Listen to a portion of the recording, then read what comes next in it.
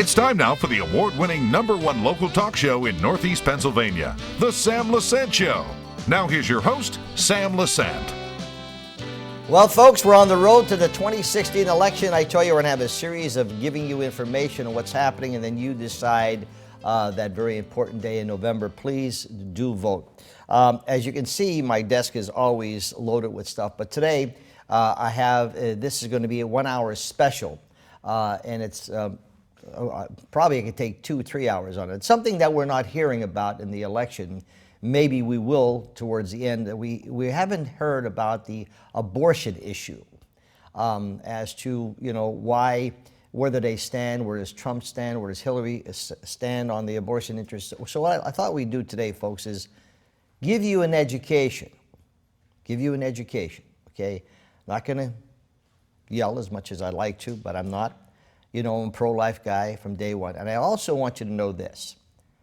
Since day one, folks, when I'm talking about pro-life, and I have people on today, you're going to be very well informed of what's happening. I have a girl herself who had 2 abortions. She'll be on the show. I've invited Planned Parenthood, those pro-choice people, to come on my show. So I've given them equal time. They could come on, I'll shut my mouth, introduce them, they could talk for 29 minutes or whatever and tell you why they should be ripping little babies apart.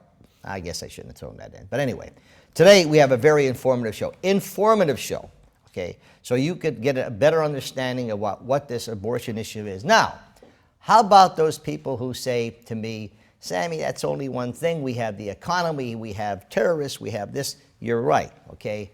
But all of you seniors who are watching, I highly recommend that you call your friends up and have them watch this show. And for you young people that are so healthy, etc., you have parents, you have children, okay? God forbid something should happen and they're put in a hospital and something says, the doctor says, there's nothing we could do, you know, we just have to keep them on life support, or we have to give them this, we have to give them that. And then someone comes around and says, well, we have to pull, we don't have time for this person anymore, it's gone. So there's a lot of ramifications of an abortion that you probably don't understand, or you do understand. But today, I have the executive director of the Pennsylvania Pro-Life Federation, who is Michael Ciccocioppo. I have Maryann Lawhon, no stranger. She is the president of the Pennsylvania for Human Life in this area, also executive director for the Voice for John. I have no stranger, again, when it comes to pro-life, Dr. Polidora. Talk about some very interesting things, folks. And then, of course, we have Becky, who has experienced 2 abortions.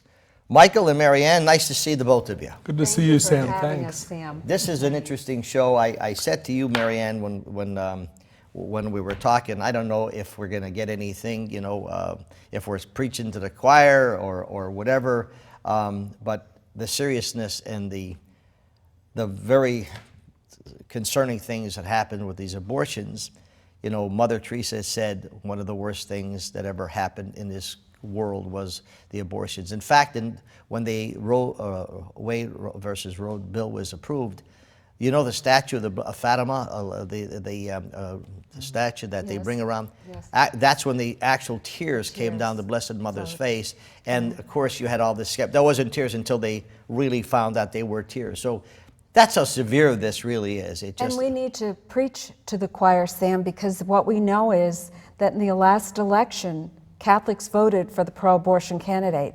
Evangelicals didn't get out there and vote. We need to preach to the choir and empower them that they can change the course of history with this election.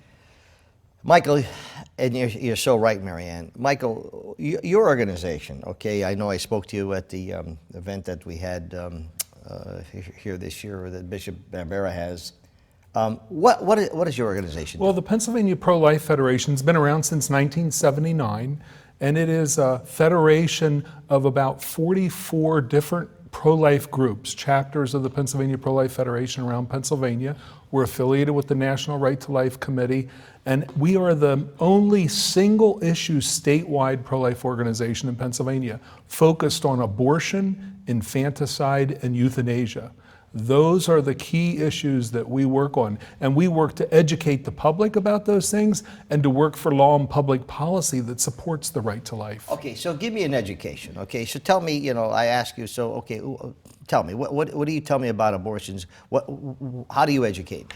Well, the first thing we have to know about abortion is that every child has been created for a reason, and that these children are individual human beings. They are different from their mother, or they're different from their father. We can just talk about science, Sam. We don't even have to talk about religion. The DNA in this child at the moment of conception at one cell is different from any other human being that's ever lived. The chromosomes in that child are completely different. The body that's inside the woman at that moment is a complete person with all the genetics and everything they need to grow. So they should be protected, as our Declaration of Independence said. We have the right to life, liberty, and the pursuit of happiness. Life comes first.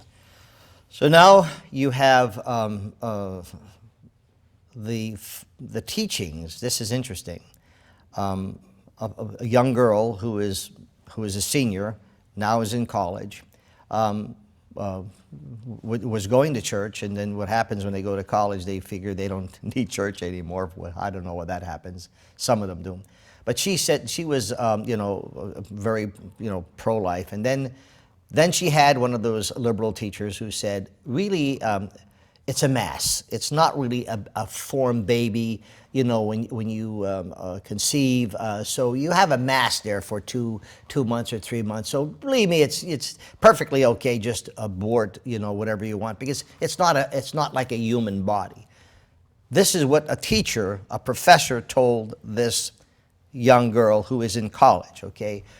Could you imagine what's happening in our colleges today? That's another story. Okay. Until it hits you in the face. But that was disgraceful. So what do you say? That's a lie. Yeah, well, it's a lie. Well, I mean, so what do you say to that? All you have to do is look at the science. I mean, pick out any biology book. You can see in a biology book that this is a human person, and the human person should be protected. And the only reason that abortions are legal in the United States today is because the Supreme Court in 1973 took it upon themselves to abolish all the laws that restricted abortion in all 50 states, and they did it not to say that you have a right to abortion, because that's not in the Constitution. They created a new right. They created a right to so-called privacy and said that abortion really had to do with the privacy between a woman and her doctor. And so that's why the states can't interfere in abortions, and that's how we got abortion the way it is today. Not because these are not children, not because they're not individual human beings, but because it's convenient. It was a convenient thing to do. Michael, why do you think we have the Supreme Court liberals who said that it's okay, to have these abortions? What do you think their agenda is? I mean, they're not stupid people. You just mentioned when you're taking, I'm going to show some pictures a little later on and show. To me, it just seems to be, they know they're ripping little pulling arms, little heads. They know they're doing that. We had one of the people that were at a campaign rally, one of the women, I forget who it is, I should have really looked at it, but she was a congressman or a senator, a liberal feminist, who got up and said she was so proud that she had it. She was actually proud that she had abortions, and she was telling other women out there, I like when they say, they're not going to tell me to do with my body. So Maryann, as a woman, when someone says that, some of these women said, "No, I love this. This is the best thing." Now, I'm pro-life, but if they want to have an abortion, they can have an abortion. Okay, I would never have an abortion, but they should have an abortion. And besides, who are you to tell me to do with my body? How do you react to that, Maryann? I'm going to react to it in a couple ways. First of all, to say that as a nurse who watched abortions, I would hold that baby. I would hold that baby post-abortion, struggling sometimes with those last gasps of air. It was not the woman's body.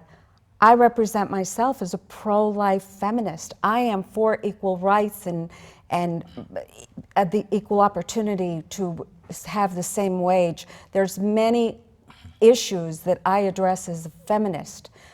And I am very much pro-woman when I say I am pro-life, because, as one of our guests, Becky, will say, you did no favor to womankind. You minimized our strength to defend our babies, the life within us. You minimized that and gave us what you said was an easy way out. If you look at the very early legislation, it's based on lies. It's based on lies. Read Bernie Nathanson's book, Dr. Bernard Nathanson's book, Aborting America, and he can talk about how NARAL, there is no blob of pregnancy tissue. There's a child within the womb.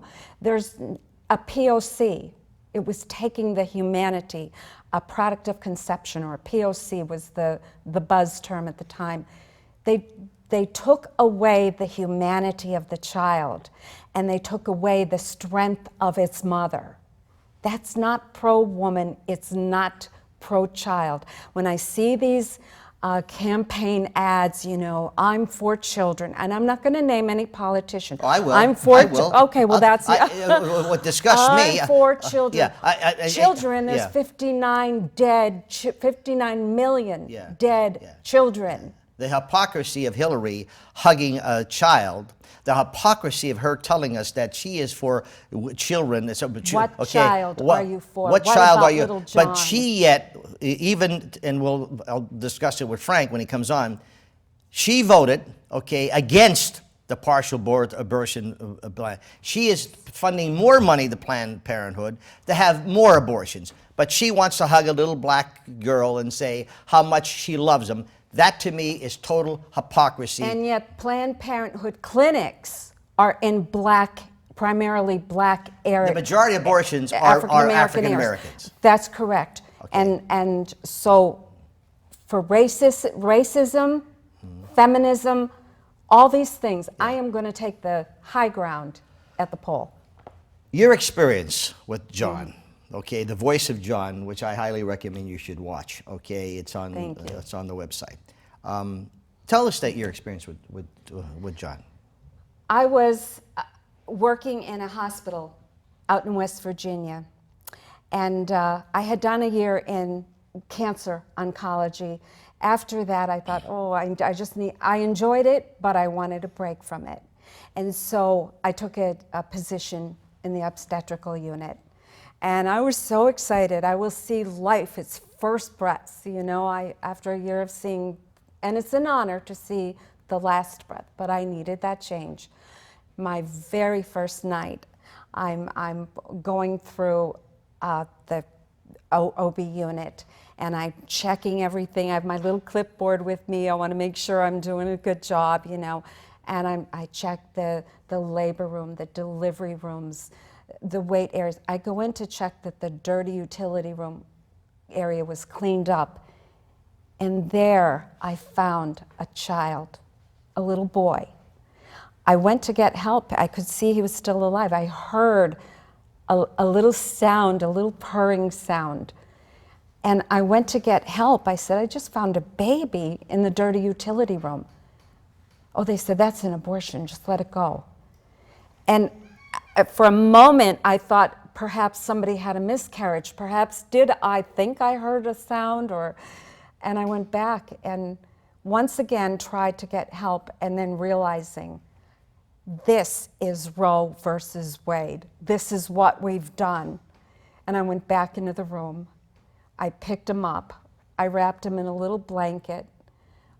I named him John. I thought of John the Baptist who baptized Jesus, and I remembered learning in Catholic school we have the power to baptize in the absence of a priest, and I baptized him. I poured the water that was used during his abortion, I poured it over his head, and I said, I baptize you, John, in the name of the Father and the Son and the Holy Spirit. And the things I said to him, and I say this to you, Becky, too, and to every woman who's aborted a child, I said to him before he died, John, if your mommy could see you the way I'm seeing you, she wouldn't have done this to you. And I promised him, I will be your voice, John. I will go out. I'll tell the world what happened here today. Thank you to the people in the Hazleton area who bought those carnations every year on Mother's Day. Sure, yeah. We were able to get the funding and produce a film, and it's called The Voice of John. It's the voice of that little boy and every aborted child crying out for justice. And we have an opportunity when we go to the polls to bring justice to the 59 million dead children. I don't know how anyone, and a doctor, okay, who has been given a talent by God, who could actually go in there and rip these little babies apart. I really don't know. You know, it's interesting. We talk about this as the road to 2016 elections. We see hypocrisy all over the place. We see all these ads. Michael, you know, your outreach to the African American and Latino communities, okay, who are being targeted by the abortion centers, okay? So Hillary is all for, and so is Obama and Michelle Obama, who said when the Supreme Court said they banned partial birth abortion, she said it was the worst thing that could have done. And Hillary voted against that. So in other words, she would continue to have partial birth. But she loves kids. She hugs them, and they're all beautiful kids. And I'm for these kids. And it's just hypocrisy on top of hypocrisy. How do you get that message out, Michael, through the Federation? Well, we just need to let people know the truth about where she stands. Not only is it that she doesn't have any respect, she told a reporter recently that an unborn person has no rights until they're born. It's not just that. It's that she is going to be the most aggressive pro-abortion president we've ever had if she gets elected, because she wants to pay for all the abortions with our tax dollars. She wants to get rid of the Hyde Amendment. The Hyde Amendment has been preventing our tax dollars from paying for abortions for decades, and she wants to get rid of the Hyde Amendment. That's how radical she is on this. She's not just content with the status quo. She wants to increase abortions and glorify abortions, really. That's where she's coming from. And the only person standing against her right now is Donald Trump, because Donald Trump has said, I don't like abortions. He had a personal situation where he finally had that conversion of heart to realize that this is killing of human beings. And he has taken the strongest pro-life positions we've seen. He's even formed a coalition of pro-life people across the United States who are working with him to try and make sure that we get good Supreme Court justices put on the Supreme Court, because, hey, Sam, the Supreme Court is going to be the key. In the next 4 to 8 years, do you know how many Supreme Court justices are going to be replaced? Yeah. And if Hillary replaces them with radical pro-abortion justices, we will never see the overturn of Roe versus Wade. But if Trump gets in and puts in justices like Antonin Scalia, that's the kind of justices he wants to put on, we will see the overturn of Roe versus Wade within 10 years, I would say, if we can stack the court with pro-life justices. For those of us who are Christians, we believe Satan is working pretty well, doing a great job with our politicians. Demonizing is what they are doing to Trump, and he's not the greatest in the world by no means, but you know, we have a choice here. So they demonize as much as they can, because it's greed, it's power, and no moral character whatsoever. Maryann, I feel sorry for the bishops, the priests, and the cardinals, and anyone in religious life today, because they tell people to vote their conscience. They cannot come out and say who to vote for because of this political nonsense. They'll lose their funding and etc. And Trump wants to do away with that. So it breaks my heart when I see Bishop Bambaro, who has this Sunday, we have all the praying for the unborn baby and praying. Yeah. Then he has Congressman Cartwright, who always votes to support, even though Cartwright will tell me he's pro-life, but he votes to support Planned Parenthood. Then you have another total hypocrite, okay, which breaks my heart, is Senator Casey, okay? Yeah. Bob Casey, I'm sure his father is doing flips in his grave, but he'll tell you he's pro-life, and he walks to church, and I think that's great. But you're supporting all of those people that are killing these babies. How do you sit in church, look at God and say, I'm destroying your creation? Tell me if I'm wrong, Michael. Well, I mean, the thing about Casey is he's not up for re-election. There's nothing we can do about him this year. But Pat Toomey is up for re-election. And Pat Toomey has a 100% pro-life voting record. And Katie McGinty is just like Hillary when it comes to this. And we've got to have a pro-life Senate. Sam, let me tell you what about the Senate. If we don't re-elect Pat Toomey and we don't have a pro-life Senate, we're going to have a pro-abortion Senate. And if a pro-abortion Senate gets in there, even if we have a pro-life president, he's going to be stopped from doing things. And if you have a pro-abortion president and a pro-abortion Senate, I mean, it's going to be Armageddon around here, because that pro-abortion president will put in all kinds of terrible people. So we've got to get not only Trump elected as the president, but we've got to get Toomey elected as our senator. And by the way, every congressional seat in Pennsylvania is up for re-election too. We've got to get good pro-lifers in there. We've got a good pro-life delegation from Pennsylvania, with a few exceptions. Like you noted, those need to be replaced. And then we got the state house and we've got the state senate. We need to go. People who say, hey, you know, I hear people say this, I'm not going to the polls. I think I'm just going to stay home this year because I'm just tired of the whole thing. Well, guess what? If you stay home, all of these down offices are not going to be pro-life either.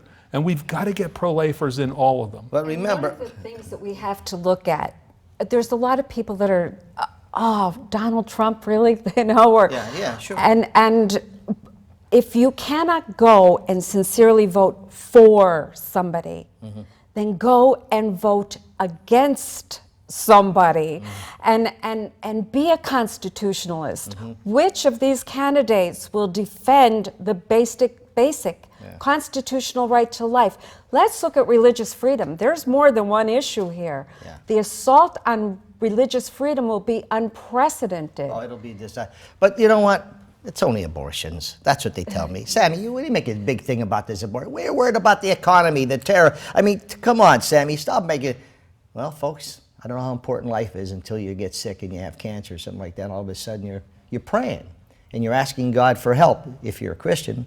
And then in the same token, we want to go in, whether we're Protestant, Catholic, or whatever, and we want to go in and say, let's vote for a person who you know is going to continue to kill all these little babies. We come back, Dr. Polidora, Becky, who has experienced 2 abortions, will tell you all about Planned Parenthood. Stay with us. Welcome back to the Sam Lesante Show, folks. Remember, 24/7, all of our programs on ssptv.com. My email is sam@ssptv.com. The subject theme that we're running is on the road to the 2016 elections. Today we're having a special. We're talking about abortion and where the candidates stand on abortion. And once again, if you just tuned in, we have asked the pro-choice people. They have equal time. If they want to come on, they certainly should let me know so we could give them equal time.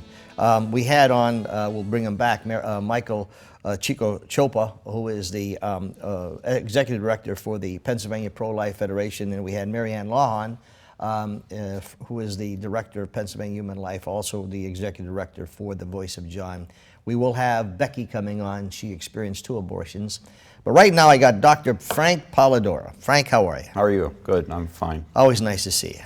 Same here. And you know, you think sometimes, Frank, we're just blowing in the wind here with our cause and trying to let people know that if the terrible thing about abortion.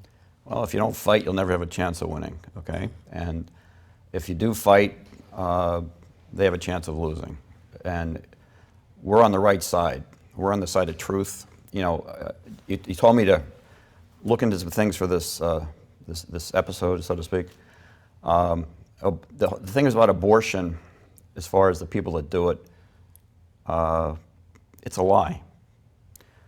You know, the terms that are used for, let's say, fetal descriptions are all about life. Like fetus is offspring, embryo is the life within, zygote is the union of something that's an act from the act of love of a man and woman. They try to use these terms instead of baby, but they're still dealing with life. The whole thing about abortion is it's if you look at it, it's violence against women, and it's actually violence against women that's been facilitated by women. The people that run Planned Parenthood are women. Narrow, women. Now, women. Emily's List, women. If you look at the people in office, the people that are the most vocal advocates for abortion are women politicians. We have one of them running for president right now, Hillary Clinton.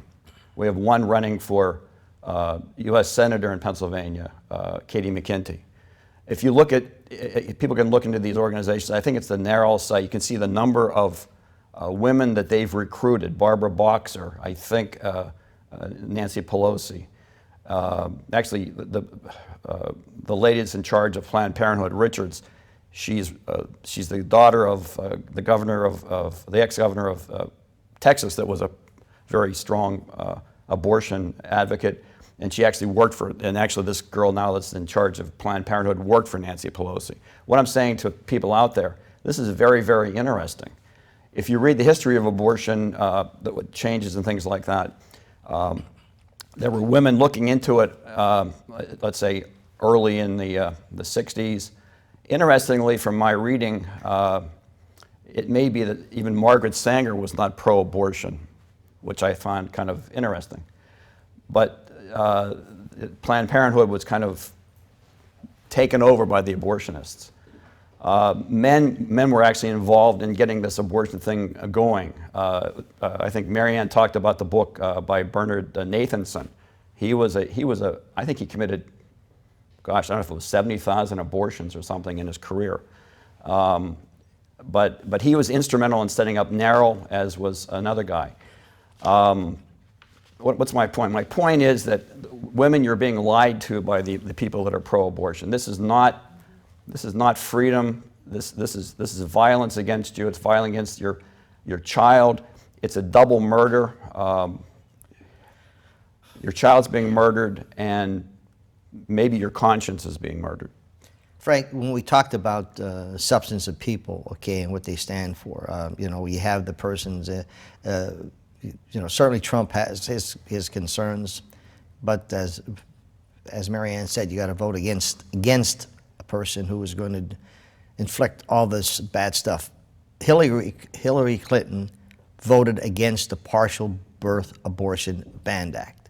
That was in 2003. Okay, I think. now she voted against that.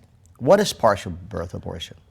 Partial birth abortion is a procedure in which the baby. Pay attention to this, folks. The baby, who's usually farther along in its development, is partially delivered into the birth canal, and before it's brought out into the world, essentially a scissors is stuck into its head, to open up its skull, so the brains can be sucked out with a cannula. That's really what it is.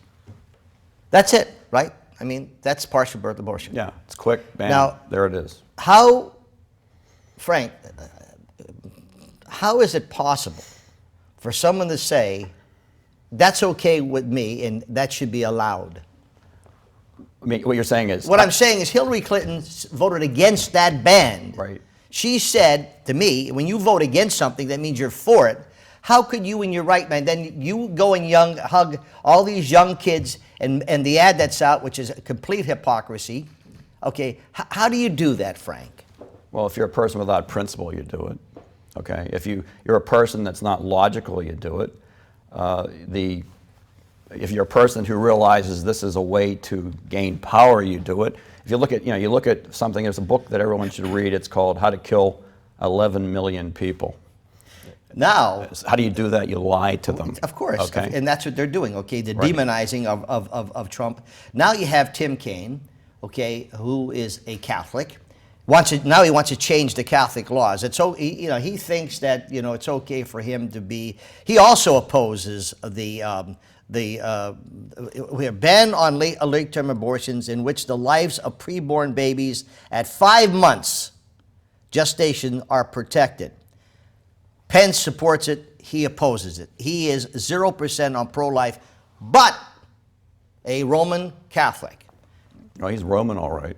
He's roaming from belief to belief. And now he wants to change. He wants to change the Catholic laws. Okay. Well, now he wants to tell the church because of their agendas. Okay. Mm-hmm. Tell me what's so powerful about this agenda about killing babies, Frank? it's a throwback to pagan times. It's like the Canaanites did when they were worshiping their idol Moloch, when they would take their babies and throw them into the fire. Okay, it's like an offering to the devil. Is really abortion. You know, some of the people that are involved in abortion consider the abortion a sacred act, a sacrament, the sacrament of abortion. This shows you the diabolicalness. But getting back to Tim Kaine, there are laws that the church makes that are, like, for example, not eating meat on Friday. That's something they can change. But there are laws that God makes. Okay, yeah. And murder is always a mortal sin. It's one of the four sins that cry out to God the Father for justice. Okay, and what is murder? Murder is the intentional killing of an innocent person, and the baby in the womb is a person. The baby in the womb will become whatever that baby is to become. It has the capacity. For example, when a woman and a man get together and they form a baby, immediately that baby becomes a person, and they may have in them a baby that will become the best pro football star. They may have somebody that will solve the problem of cancer, because it's inherent in that baby. All right, this is more than a genetic thing. A person is I guess the philosophical definition would be, it's an individual with a natural inherent capacity to do personal things. And if that sounds circular, it's not really, because I'm doing a personal thing right now, and so are you. We're talking, we're thinking. So this little baby has that capacity, and the only difference is when it's conceived. Before it's conceived, it does not exist. Once it's conceived, it exists, and unless someone kills it, it will be what God wants it to be. Frank, they say to me, you know, you're involved in politics. Well, you're supervisor, right? Or... I'm also the 1st District Republican chairman, too. Yeah. But when they say to me, and I'll get this, Sammy, you know, you're making a big thing about this abortion. You know, I understand that you think Trump should be the president because, you know, of your reasons, and I give the Democrats their chance. And this isn't only abortion thing. I mean, there's other things that, you know, the economy, I mentioned this before, the terrorists. Don't you think we should be talking about those things? And because I haven't heard abortion yet in any of the debates, maybe it'll come up. Well, what do you say to people when they come to you and say, "Come on, Frank, knock it off. This abortion thing is only one thing." If you can kill a person in the womb, you can kill them anyplace else. All the arguments for abortion are arguments for infanticide, and if you can kill an infant, then you and I are getting older, then they can kill us. Okay, people they can kill whoever. If you look at it, unless you follow God's law, then you have to follow the devil's law. And the devil's law is force. If I have power over you, everyone should look at Nathanson's a video, the silent scream, and see the baby trying to escape from the abortionist cannula under ultrasound. But more importantly, see the woman and see who's brutalized, see who has the power in an abortion, okay? And realize that if you can do that, then why can't you do that do something to an older person to get them out of society's hair? So Frank, the average person lives how many years? It depends. Women live longer than men, but I guess we're talking in the 70s. Okay, so let's say 80 years. We're gonna let's give them 90 years. Okay, you're dead a long time, aren't you? So that you're alive 90 years, okay, and you're dead a long time. You know what I fear, Frank? When I have to answer to God.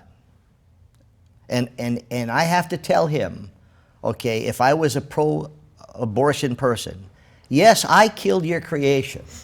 I killed those. And I voted for people who killed them, okay? That's my greatest fear. All those little babies, those angels that are in heaven today, okay? That these people, like Senator Casey, Cartwright, McGinty, Hillary Clinton, all support. They say privately they could be pro-life, but they all support killing of these babies. you look at, actually, I'll say it, it seems that one of the primary planks and ideologies of the Democratic Party is abortion. It almost seems that the Democratic Party is the political wing of Planned Parenthood. It seems that the most powerful lobby in Washington is Planned Parenthood and the other pro-abortion people, because they've gotten their people elected, they've gotten their people in the Supreme Court, and they're you know, if people don't watch out, something else is going to pop up again. It's called FOCA, the Freedom of Choice Act. The Freedom of Choice Act, if it comes up again, will say that abortion is a constitutional right. And then things like partial birth abortion will be allowed, abortion at any age, any stage, and doctors and nurses will have no reliance on their consciousness, their consciences against it. So people have to realize this is a very, very important election. We are at a cusp in our history. We are at a cusp when we have the culture of death, which is all these people with abortion and euthanasia and infanticide taking over and running our country, versus the culture of freedom and life. You know, essentially the culture that of the Constitution, the culture of Western civilization, where human life is very, very precious. So people out there, if you vote the wrong way, you may actually pay the piper as you get older. And if you don't pay the piper, your children, your grandchildren, and your great-grandchildren will. You know that you realize that there are liberal wacko Democrats now spitting at the television.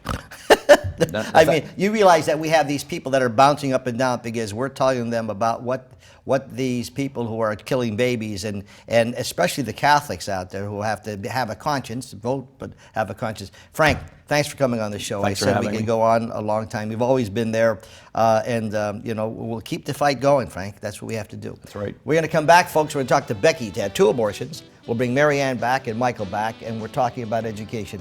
Euthanasia. Seniors. Euthanasia. When you get to a point where you're sick, and you're maybe 78, 79, 80, you still have all your faculties, and you want to enjoy your children, your grandchildren, and something happens and they're going to tell you, you've had your life, you know, we can't give you this hospital service anymore. Quote, let's look at what Obamacare is all about and where we're facing. So those seniors who know, well, I'll never get pregnant again, yes, but be concerned, folks. We are in for serious problems if Hillary Clinton becomes the President of the United States. That's my personal opinion. We'll be back right after this.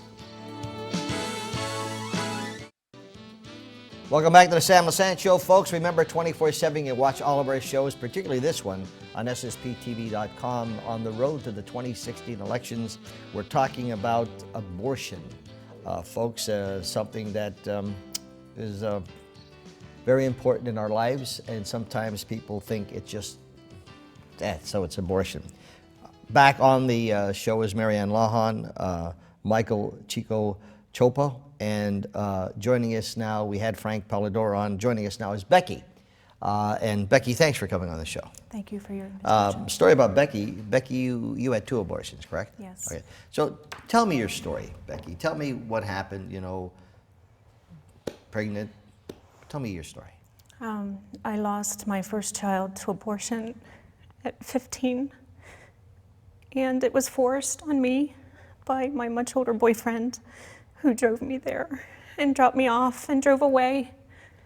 I had no money, no support, and I went inside, and the counselor offered to pay for my abortion with her grocery money, and I don't remember being counseled. And so I went through with the procedure, and they sent me on my way, and I got a call about 2 weeks later when they told me that it was unsuccessful, that I'd have to return to have a second procedure. And so I did. I went in, and will never forget the words the abortionist spoke to me that day. He said, "Don't worry, we'll get it this time." And went through with the procedure and went home. And at the age of 17, I got a job working in the local hospital for the pathologist. And during the day, I would help him with the specimens that were coming from the operating room. But at night, the courier would come in and drop off specimens from local doctor's offices and surgery centers. And my first night of working there, she came in and brought with her what are known as POCs, or products of conception. And my job was to sort through the remains and pick out the items necessary to confirm a successful abortion. And my eyes were opened to what I had done. Mm-hmm. Now, the second abortion, was Yes. that at age 17? The 16. 16, okay. Yeah. And did you get any counseling at all when you went in there? You said, did anyone counsel you? Was it a Planned Parenthood I really don't you remember if it okay. was a Planned It was a Parenthood facility facility. for Yes, abortions. yes. Okay. So, And- so the first one was forced on you, your Yes. boyfriend, okay. The second one, I knew that he would force me again, so I walked to the abortion facility. And so that's 17 years old, okay. All right, so the good news is you got two little saints in heaven, okay. yes, Now you have 3 children, 3 I living have children. 3 children living in. The story, that we, and Becky, you have here, Rachel's Vineyard retreats. And I think what the liberal press and the people who are so pro-choice and so have as many abortions like Hillary Clinton once done, or will support them, okay? They don't know the stories like your story. No, and they're not telling women. And they're about not either. telling the women who's saying, that's my body, I'll do what I want to do it, and you're not going to tell me what to do with my body, because they get upset. And that's what the trigger is, that don't let them tell you what to do with their body, but you Right. could kill them. So if you would have had any kind of counseling, okay, what you know now, and believe me, I applaud you for coming on the show. I really do. I hope we're going to save a lot of babies here, Maryann and Michael. I hope we're going to save, at least women know that they have the chance. But you went through it, and so you had did you have a lot of these post-abortion traumas? I had every one of them. Depression, guilt, inability to forgive yourself, okay? May I ask you, are you religious? Yes, I am Okay. Catholic. Excuse me? Yes, I am. I'm Catholic. Okay, so, and have you,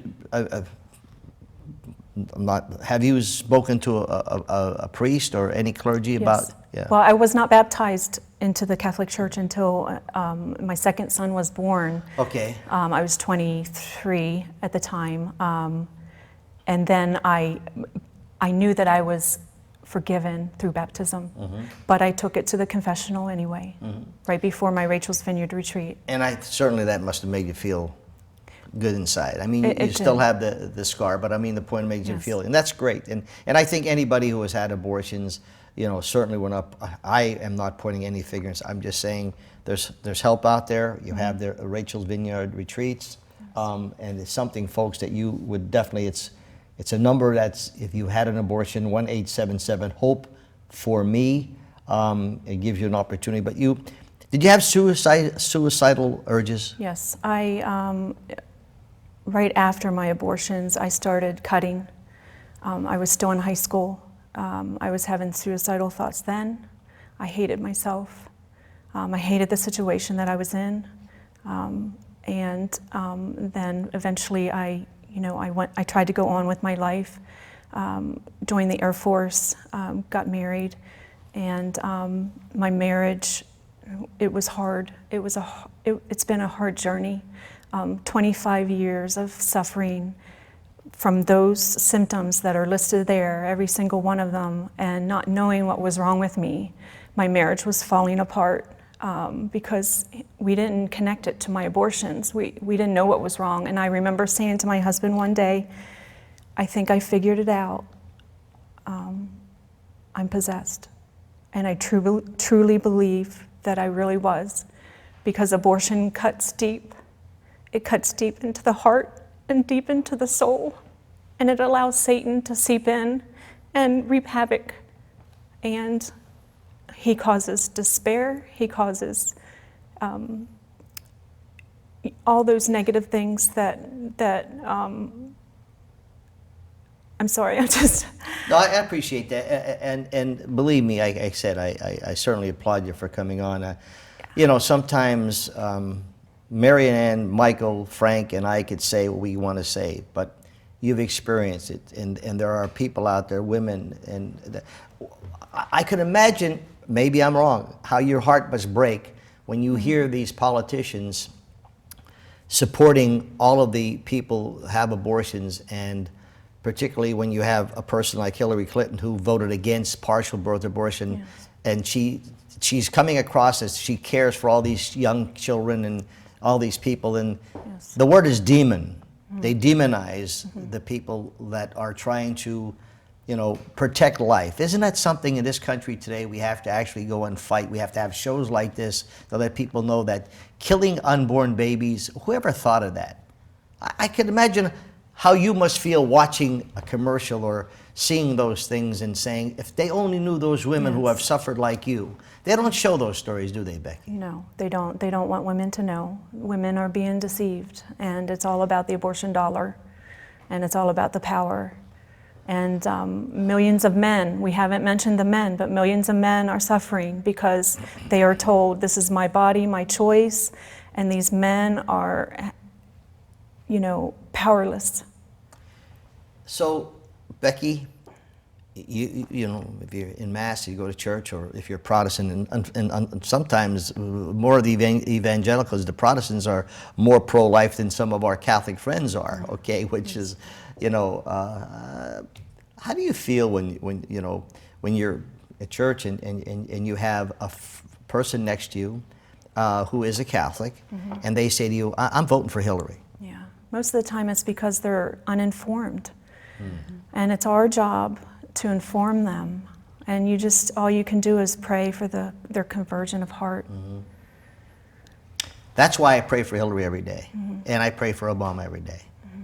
Because I think they need a lot of prayers. And as Ned Darty said on my show a number of times, who wrote Fast Lane to Heaven, as Satan continues to, you see what's happening in the world today, the floods, the destruction, the families, the riots, and everybody. There's a reason for that. Yes. What do you tell women out there today who are considering having abortion? I see them all the time. I'm a sidewalk counselor. So is that right? I'm what do you in tell women's them? Ministry full time. Good for you. And my heart breaks in the alley when the clients start showing up for the abortion appointment, and we try and reach out to them and let them know that they don't have to choose abortion, that we're there for them, to walk with them on their journey, to connect them to the resources that they need, because most of the time it's because they're in a difficult situation.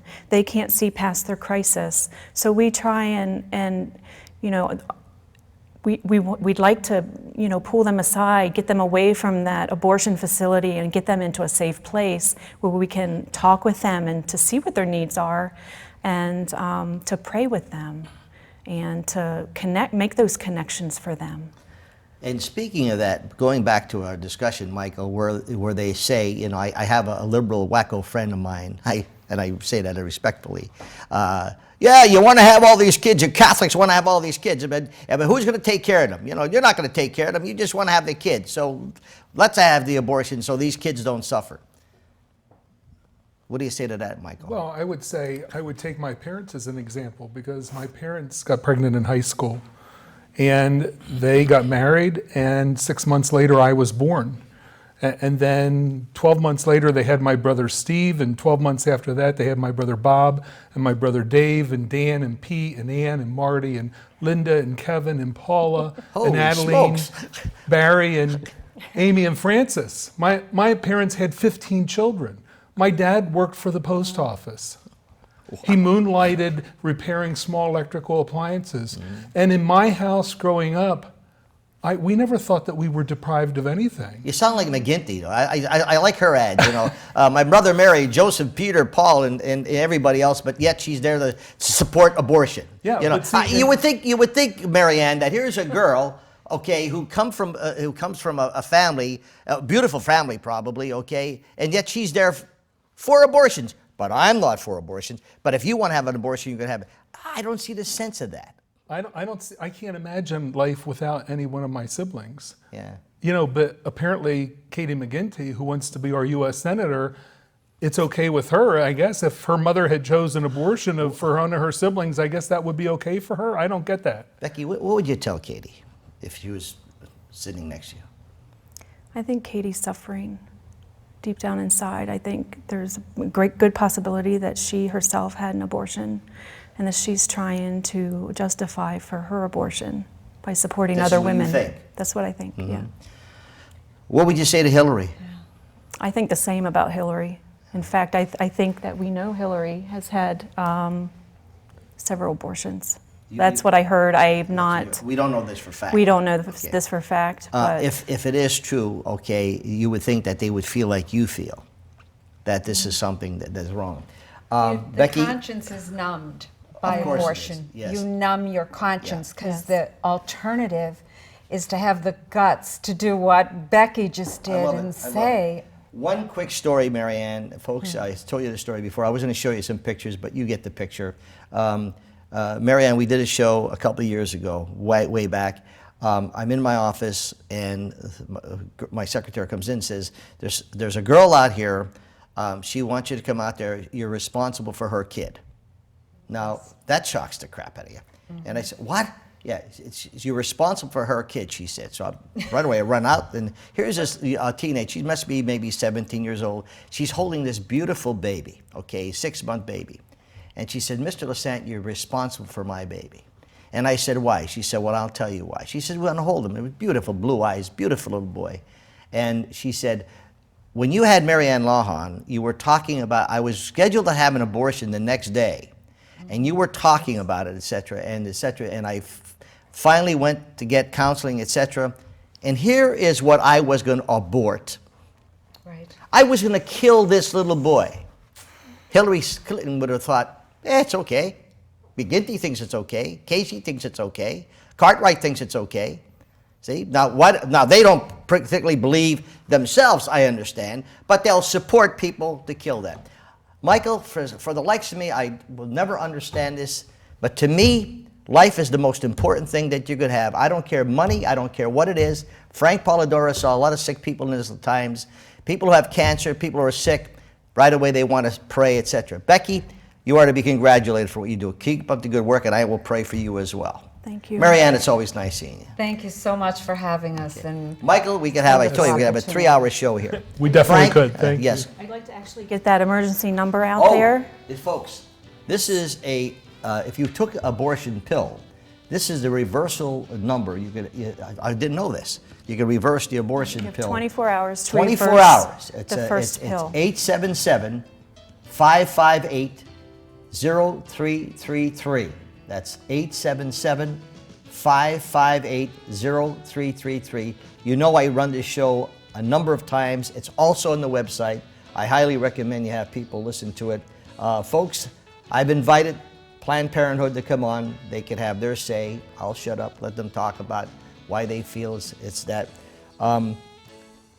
For the politicians, for you Catholic politicians, I say to you this, shame on you. Shame on you to tell the church what to do.